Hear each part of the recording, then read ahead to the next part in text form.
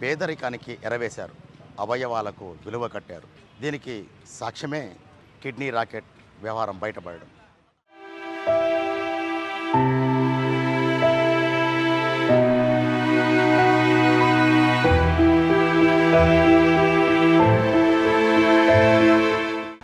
విశాఖపట్నానికి చెందిన యమునను మాయమాటలు చెప్పి నమ్మించి మదనపల్లికి తీసుకువచ్చారు.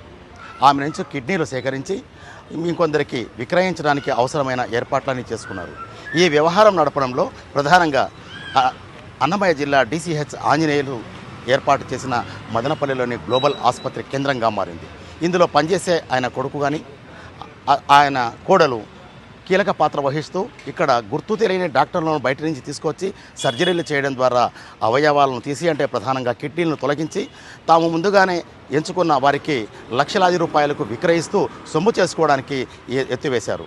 ఈ క్రమంలో ఈ రాకెట్ వలలో పడిన యమున కిడ్నీని కోల్పోయి ప్రాణాలు కూడా కోల్పోయింది. ఈ సంఘటన మదనపల్లె కేంద్రంగా జరగడంతో రాష్ట్ర వ్యాప్తంగా సంచలనం సృష్టించింది. ఇది ఇప్పటి వరకు జరిగిన వ్యవహారం. యమున చనిపోయి సుమారు 4 రోజులు కావస్తోంది. మదనపల్లి ప్రభుత్వ ఆసుపత్రిలో శవ పంచనామా నిర్వహించారు. అయితే డయాలసిస్ డాక్టర్ లేననే కారణంతో అసలు యమున శరీరం నుంచి ఎన్ని కిడ్నీలు తొలగించారు, తొలగిస్తుండగా చనిపోయిందా ఏంటి అని నిర్ధారించడానికి అవసరమైన శాస్త్ర పరిజ్ఞానం మదనపల్లి ఆసుపత్రిలో లేదని తిరుపతి రుయా ఆసుపత్రికి రెఫర్ చేశారు. దీంతో బుధవారం సాయంత్రం యమున మృతదేహాన్ని తిరుపతి రుయా ఆసుపత్రికి చేర్చారు. ఇక్కడ కొద్దిసేపటి క్రితమే ప్రస్తుతం మనం తిరుపతి రుయా ఆసుపత్రి మార్చరీ వద్ద ఉన్నాం. ఇప్పుడే మార్చరీలో యమున మృతదేహానికి పంచనామా ప్రారంభమైంది. అయితే ఈ సంఘటన ముందు తరువాత ప్రస్తుతం చోటు చేసుకుంటున్న పరిణామాలు అనేక సందేహాలకు ఆస్కారం కల్పించినాయి. ఎందుకంటే అసలు యమునను తీసుకురావడానికి కీలకంగా వ్యవహరించిన వారిని కొంతమందిని ఇప్పటికే మదనపల్లి 2 టౌన్ పోలీసులు అరెస్ట్ చేశారు. దీనికి తెర వెనక మంత్రాంగం నడిపిన DCHS ఆంజనేయులు, ఆయన కొడుకు అలాగే కోడలు ఇంతవరకు అరెస్ట్ చేశారా లేదా అనే విషయం స్పష్టత లేకున్నప్పటికీ దర్యాప్తులో సందేహాలు ఉన్నాయని యమున తల్లిదండ్రులు ఆరోపిస్తున్నారు. వాళ్ళ మేనమామ కూడా ఇదే వ్యవహారం పైన అనేక ప్రశ్నలు లేవనెత్తి ఇంతవరకు అధికారులను కానీ లేకుంటే డాక్టర్లను కానీ ఎందుకు చర్యలు తీసుకోవాలనే ప్రశ్నలు వారు తెరపైకి తీసుకువచ్చారు. పిక్నిక్ వెళ్తానంత అమ్మ అని చెప్పి బయలుదేరి ఆ రోజు అరకు వెళ్తానని చెప్పి వెళ్ళిందండి ఫ్రెండ్స్తో. అయితే ఏంటంటే విషయం, అరకు వెళ్తానని చెప్పి 3 రోజుల వరకు ఫోన్ కాంటాక్ట్ అవ్వాలి. మేము ఆల్రెడీ స్థానిక పోలీస్ స్టేషన్లో కంప్లైంట్ ఇద్దామని అనుకున్నాం.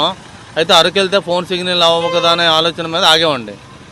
తీరా 3వ రోజు మీ అమ్మాయి చనిపోయింది అని ఎవరైతే చనిపోయిందో అమ్మాయి పేరు నుంచి, అమ్మాయి మొబైల్ నుంచే ఒక వ్యక్తి అన్నోన్ పర్సన్ ఫోన్ చేసి చెప్పడం జరిగిందండి.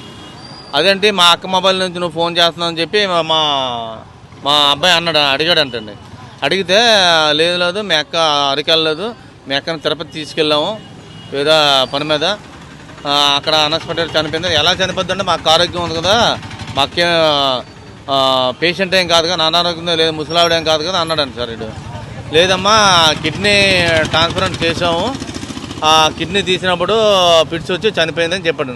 అదేంటంటే కిడ్నీ తీయడం ఏంటంటే ఇది కొత్తగా మాటలు చెప్తారని చెప్పి భయపడి మా దానికి వచ్చారండి. ఒక బాబు కూడా ఉన్నాడు, 9 సంవత్సరాల బాబు కూడా ఉన్నాడు. భర్త చనిపోయాడు, భర్త పేరు కృష్ణ.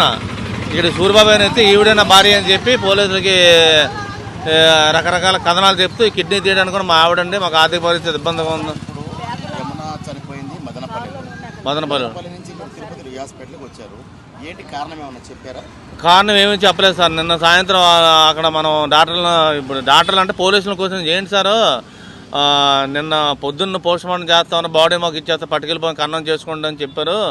ఇంతవరకు మీరు ఉంచారో ఏంటి చెప్పట్లేదు మాకు, ఏంటి విషయం అని అడిగాను.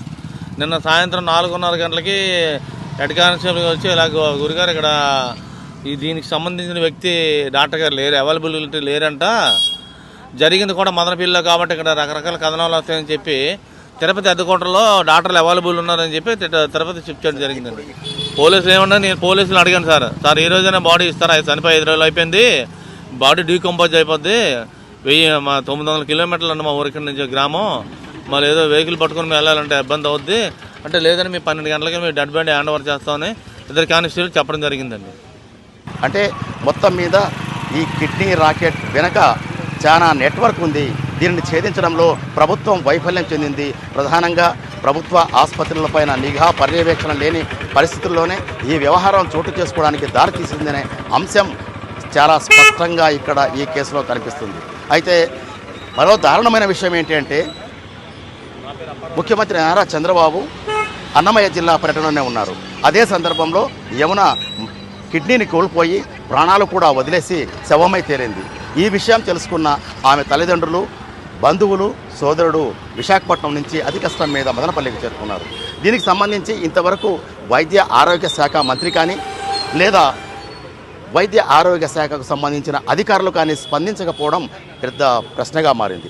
దీనిని యమున ఆత్మీయులు, బంధువులు కూడా ప్రశ్నిస్తున్నారు. అంటే తిరుపతి రియా ఆసుపత్రిలోని మార్చిరీ వద్దకు యమున మృతదేహాన్ని తీసుకొచ్చిన తర్వాత కూడా ఇప్పటి వరకు ఏ వైద్య శాఖ అధికారి కూడా ఇక్కడికి రాకపోవడం, వారిని పరామర్శించకపోవడం, అవసరమైన ఏర్పాట్లు చేయడంలో కూడా చాలా డొల్లతనం కనిపిస్తోందనే విషయం ఇక్కడ మనకు కనిపిస్తుంది. దీనిపై యమున మేనమామ ఏమంటున్నారంటే ఇలాంటి దుర్మార్గం మరెవరికి జరగకూడదు, నిందితులను కఠినంగా శిక్షించడంతో పాటు ప్రభుత్వ ఆసుపత్రులపై నిఘా పర్యవేక్షణ ఉంచాల్సిన అవసరాన్ని గుర్తు చేస్తున్నారు.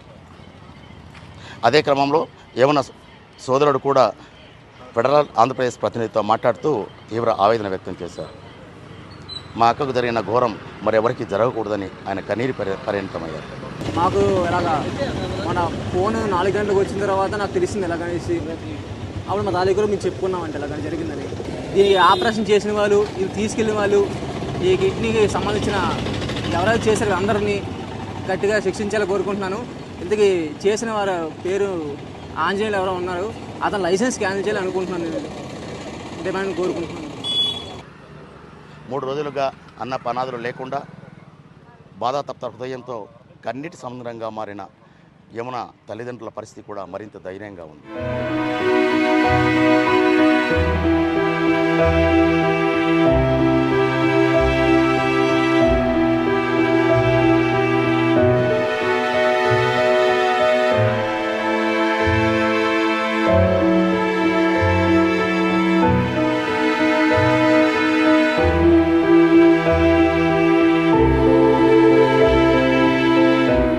ఇక్కడ వాతావరణం చూస్తే శత్రువు కూడా కన్నీరు వచ్చే పరిస్థితి తిరుపతి రియా ఆసుపత్రి వద్ద కనిపిస్తోంది. అంటే మొత్తం మీద ఈ ఘటనకు సంబంధించి అటు అన్నమయ్య జిల్లా అధికారులు కానీ వైద్య ఆరోగ్య శాఖ అధికారులు స్పందించకపోవడం వెనుక కారణం ఏంటి? ఈ కేసులో ఇప్పటి వరకు మదనపల్లి 2 టౌన్ పోలీసులు తీసుకుంటున్న చర్యలు ఏమిటనేది కూడా స్పష్టత లేదు. మొత్తానికి యమున కుటుంబీకులు కోరుతున్నది ఒకటే, ఈ కిడ్నీ రాకెట్ వ్యవహారం విన్న అందరినీ వెలుగులోకి తీసుకురావడం ద్వారా కఠినంగా శిక్షించాలని కోరుతున్నారు. SSV Bhaskar Rao, federal correspondent, Tirupati Ruia ఆసుపత్రి నుంచి.